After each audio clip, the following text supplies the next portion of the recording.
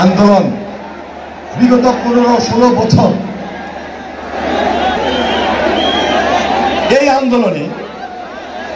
আন্দোলনের পর বিশেষ করে 5 আগস্ট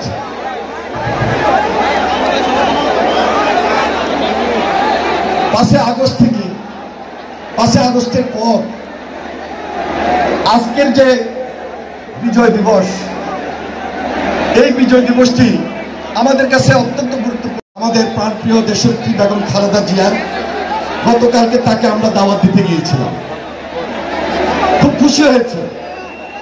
চিন্তা করতে পারবেন না এত আবেগ, এত আপ্লুত হয়েছে দেশনেত্রী বেগম খালেদা জিয়া। তিনি তো আসার সুযোগ দেয়, কিন্তু তার পরিবারের পক্ষ থেকে অনেকেই দেখছেন এবং হয়তোবা আমাদের কেউ আসবেন। তিনি বলেছেন যে সবার আগে বাংলাদেশ এত একটা সুন্দর নাম, তোমাদের মধ্যে যে দেশপ্রেম, তোমরা যে এই জেনারেশনের সামনে দেশ প্রেমটাকে ধারণ করে জাগ্রত করছো, সেজন্য তিনি আমাদের সবাইকে এবং দেশবাসীকে, এই প্রজন্মকে ধন্যবাদ জানিয়েছেন। আমি আমার বক্তব্য শেষ করছি। যারা আমাদেরকে সহযোগিতা করছেন, করবেন, জাতীয় সংসদ ভবন সহ অন্যান্য শিল্পী, যে সকল শিল্পী আসতে পারেন নাই, সবাইকে আজকে 16 ডিসেম্বর এক মঞ্চে আমরা আনতে পারি নাই।